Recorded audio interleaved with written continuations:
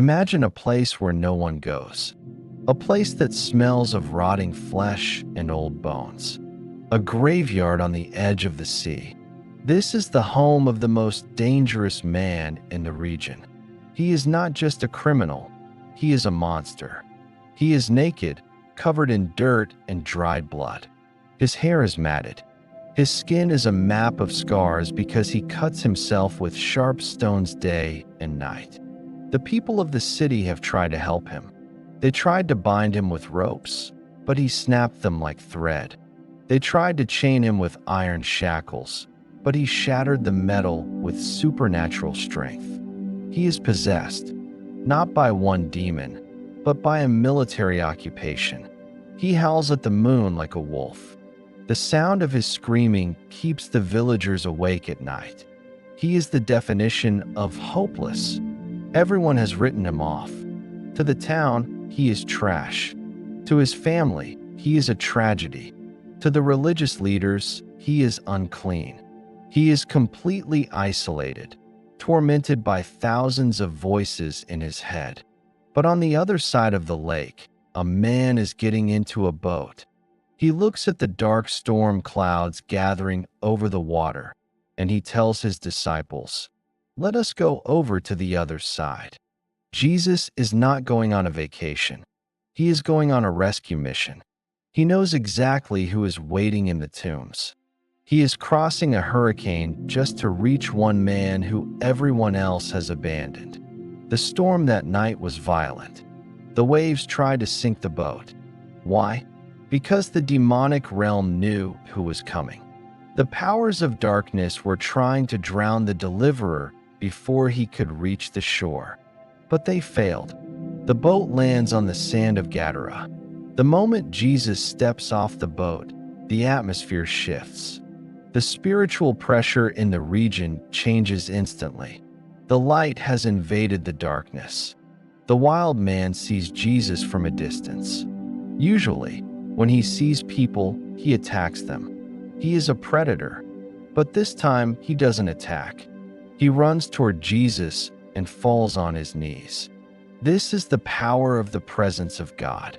Even demons, who hate God, are forced to bow in his presence. The man is worshiping, but the demons inside him are screaming in terror. A voice, deep and distorted, rips out of the man's throat. "What have I to do with you, Jesus, Son of the Most High God? I beg you, do not torment me." Notice the dynamic. The man is holding the physical position of worship, but the spirits are negotiating for their survival. They are terrified. They know their time is short. They know who stands before them.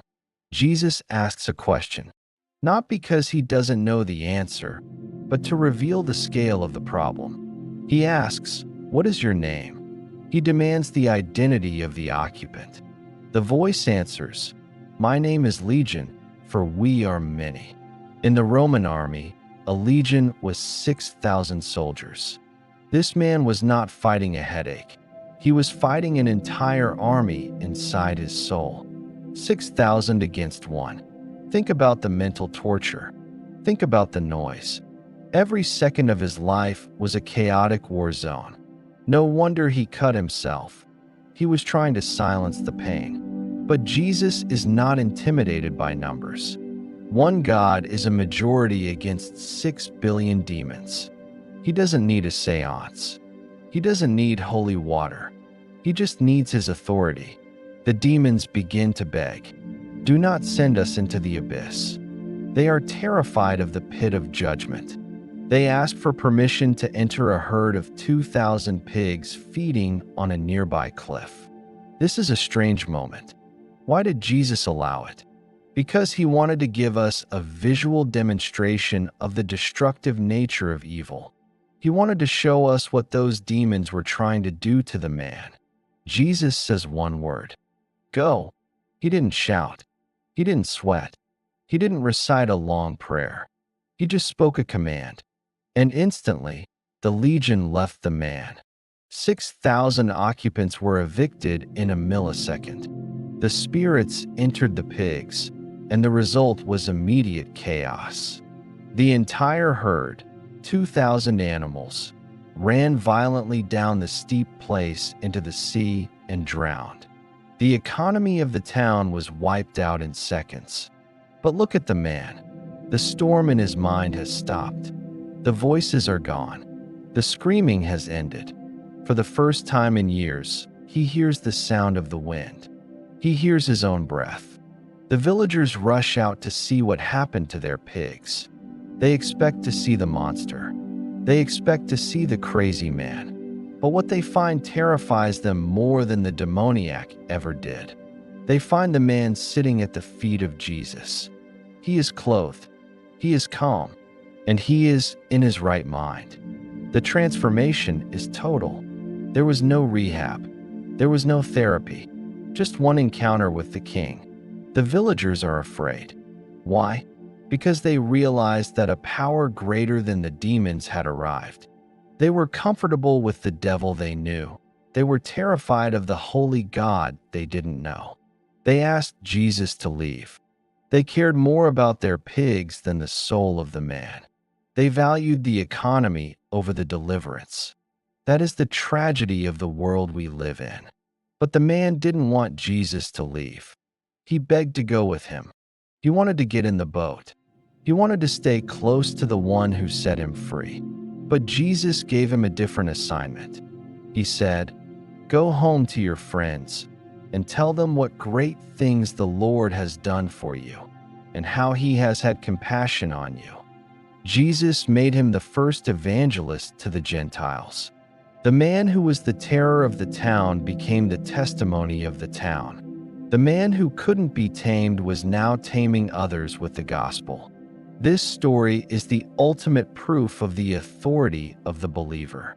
It doesn't matter how far gone someone is. It doesn't matter if they are addicted, suicidal, or oppressed. There is no pit so deep that Jesus cannot reach into it.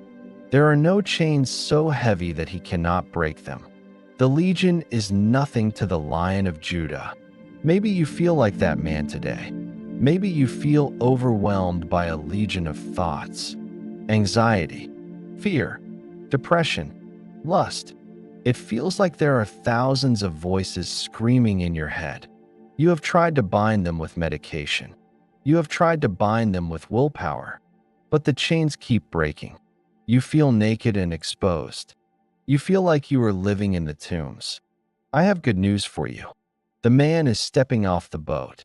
He has crossed the storm of your life to find you. He is standing on the shore of your heart right now. He is not afraid of your mess. He is not disgusted by your scars. He loves you. He sees the human buried beneath the pain. He sees the son or daughter trapped inside the chaos. You don't have to fight the legion alone.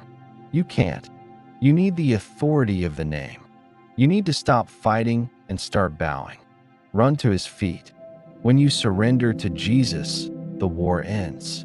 He has the power to evict the tormentors. He has the power to restore your right mind. He can give you peace that passes all understanding. I want to pray a deliverance prayer over you right now.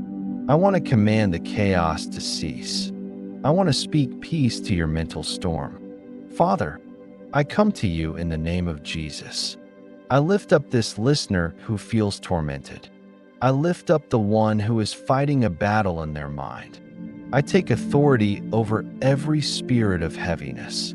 I take authority over every voice of accusation. I bind the spirit of fear and anxiety. I command the legion to leave. Go, in the name of Jesus. You have no legal right to this mind. This mind belongs to Christ. I speak restoration. I speak clarity. I speak peace. I declare that the chains are broken. The past is erased. The scars are healing.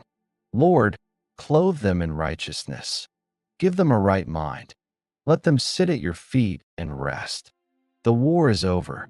The victory is won. You are free. You are not a prisoner of your past. You are a preacher of his grace. Go and tell your family what great things the Lord has done for you. This concludes our series, The Veil Removed.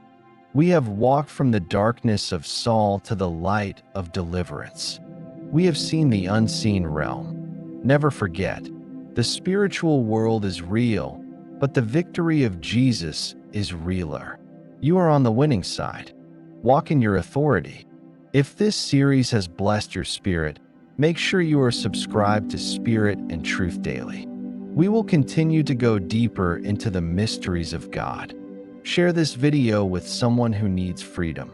Tell them the boat has arrived. God bless you.